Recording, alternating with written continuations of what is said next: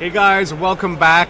We do want to apologize for the Instagram followers. Last time we just had a bit of technical difficulties, so it didn't live stream on Instagram, but we'll be sure to repost everything. Everything will be reposted after the show as well too. So anything that you missed out, don't worry about it. But tonight, very distinguished guest, Brad Hartlin and Kevin Douglas from PSA. And it's such an honor to finally have a chat with you guys on CSC. Yeah, thanks for having us. Thanks for having us. Yeah.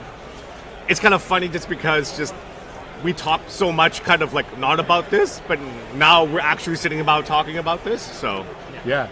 Okay, I'm gonna hit you straight to the first question. So PSA, what would you say is like why has been a consistent leader within the grading industry and why it still holds its top spot?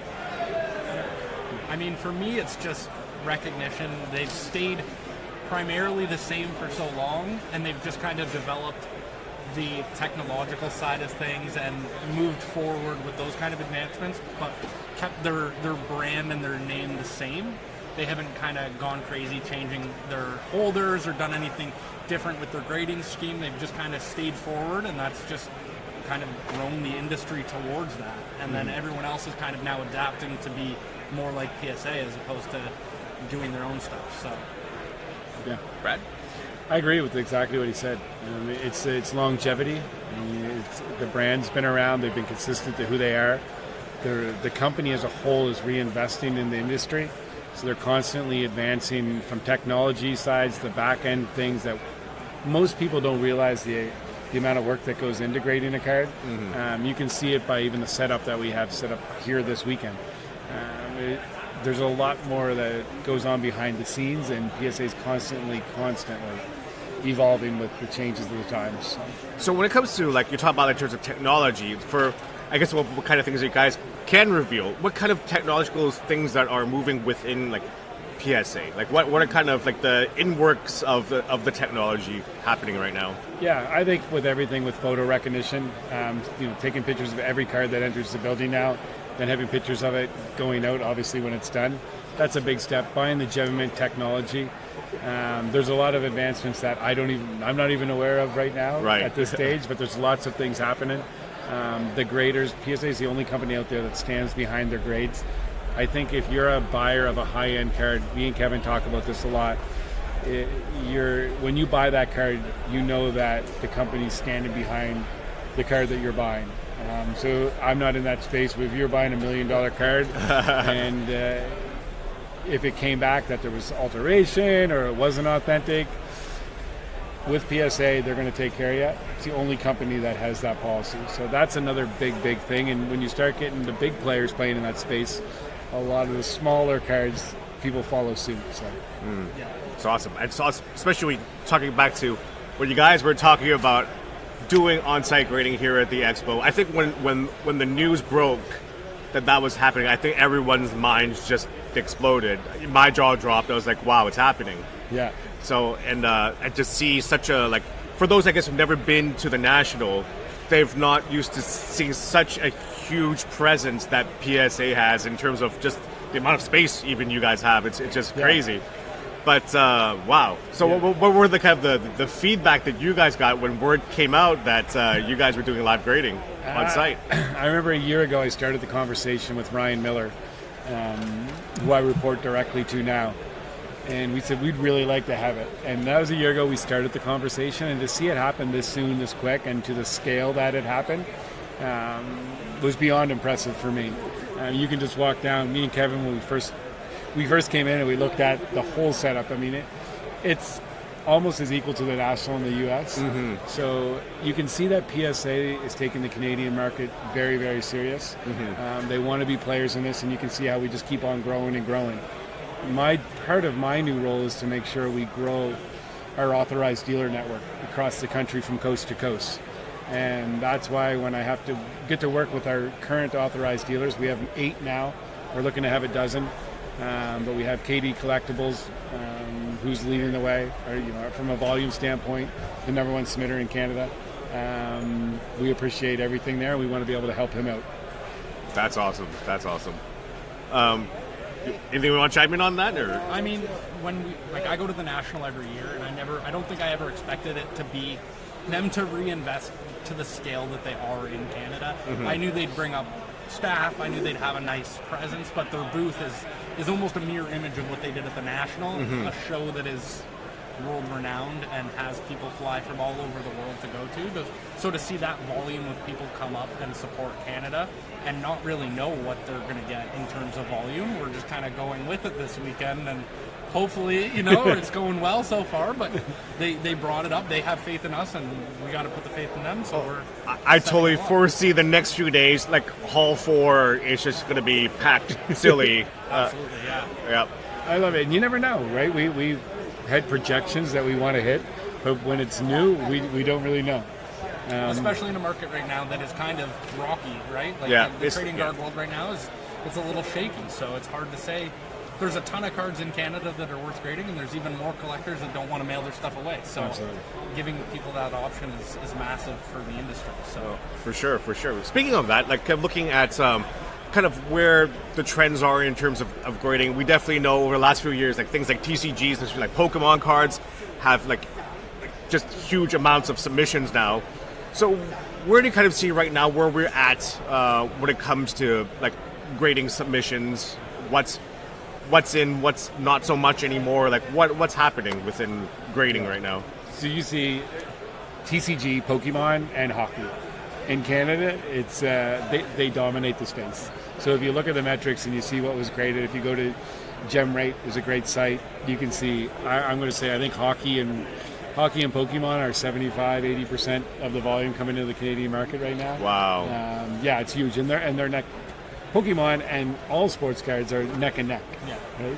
TCGs just come up from behind, and now you have so many different TCGs that are actually gaining steam, as opposed to you previously see things come out and fizzle out really quickly, but you have games like One Piece where people are not only playing the game, they're also recognizing the anime, and they're also now having the cards that they're like, oh, I want to grade these cards. And Bondi's doing a really good job, it's Bondi who makes it. They're doing a really good job at adding both a collector value as well as a playability, so that the games have longevity right out the gate, as opposed to other games that have come out and kind of fizzled out. Or look at just Lorcana lately as well Lorcana, too, right? Absolutely, Lorcana, I'm getting cards every single week from Lorcana, and it's almost inaccessible as a product on the grand market scheme. Like, it's almost impossible to get. So it's kind of interesting myself as a TCG collector as well too, is that it's like, I would say like maybe 2 or 3 years ago, less people were familiar that they were in the market in terms of grading. Yeah. And then when they finally start to see it, it's like, wow, it's like, oh, I didn't know things can either sell for that much, or that how to protect my cards a certain way, or to showcase my collection. And then it's almost like a huge awakening of sorts, of like a renaissance of like this new thing that existed in sports cards, but then just became like have transitioned to be the norm of. It's now like a staple now for TCGs in general, right? I would say. Absolutely. I would say there's very few TCGs that people aren't grading. At least on some sort of scale, there's very few that I'm not getting every single month, right? So that's huge. I'm even envisioning next year the amount of Bedard Young Guns. Yeah. Or like Wembenyama Prism rookies, or if they make Topps Chrome again, Topps Chrome rookies of that stuff as well too. It's going to be nutty. You know? Absolutely, I agree. I hope they're too big. I hope Panini and Fanatics figure that out soon, and I really do. I think it's important to get that resolved. It's nice that from a hockey card standpoint, we don't have to worry about that. I think Upper Deck has solidified the relationship with the NHL and NHLPA, and they're in good shape right now. So now that they're catching up on their products, it's a little bit gluttonous right now in terms of product, but now that they're catching up, that'll be helpful. Yeah. Do you think at this point, in terms of PSA, because a lot of people ask me about this too, moving on to the future, is, well, if there is a pandemic or demand is high, like, will it ever reach the point where it's going to have those year-plus kind of thing again, where people had to wait over a year to get their cards back? Do you see for like now with another grading facility and more things happening within making sure that it can handle that volume? Yeah. Could you address that to ensure people that kind of thing will happen? I'm so confident that from PSA's standpoint, they can control it. At the end of it, they can turn the dial up, they can turn the dial down. You simply control that by price point. So all of a sudden, if submissions start to come in too much, you could turn the price up, drop the submission. No more special, Yeah. They do monthly specials. Yeah. So that's why you see. So I am 100% confident you're not going to see those issues again. And the capacity that they've built out even in the last 2 years with having Japan now on board grading. Right. As well as New Jersey. And now you have California, like the staple in California. Like, it would take a lot to disrupt what they've now built out, I think. So I don't think you'd ever see that again. But I'm not as integrated as Brad, obviously. But I know how fast my orders are coming back, and I know how fast the industry in general is moving, and I can't see it. I can't see it slowing down. I agree. So, future, especially here in Canada, we know the submission center that you guys have in Nova Scotia. Yeah. So, what's next in terms of that? A lot of people will ask you too, is there going to be a submission hub in Toronto or maybe Vancouver? People are kind of like, what's next for PSA? Like, how can I? And some people just may not want to go with a third-party submitter or whatnot and want to work with you guys directly. Yeah. What are things that are kind of be planned for a lot of Canadian collectors who just say, I want to get my stuff done in PSA, and is there any intentions later down the road of something that's a little bit more local for them? Yeah, so part of my role at the end of the day is to make it easier for a consumer to submit their cards to PSA. Whether you submit direct, that's fantastic. Whether you use an authorized dealer, that's fantastic as well. Or you can submit them to the submission center. So you have 3 options out there for people to do. I really want to make sure we have an authorized dealer in every province across the country. That's my goal for 2024. Make it easy for people that aren't familiar with the process. They can go to someone that's reputable, that's approved as a PSA dealer, drop their cards off and let them do the work for them regarding shipping across the border, getting the cards back, etc., do the submission forms. So that's really my goal, is to, besides opening up another submission center at this time, we don't need that in Canada. I think we just need to grow the authorized dealer network and give guys like Kevin, Mint Inc., Luke Watch, Canada Grading, all our partners that we have out there, help them more grow the business.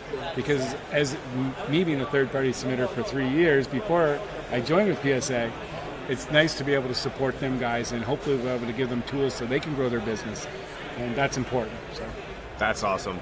And just having the on-site grading and everything, it just seems like PSA, like you said, PSA does care about the Canadian market. PSA does want to service as much Canadian collectors as they can. And as Kevin and I know too, a lot of now these TCG collectors who are really just have fully got into the whole grading in terms of grading aspect of grading industry and collecting as well too. So truly amazing. Anything you guys want to share to our audience? Anything you want to share before we wrap up?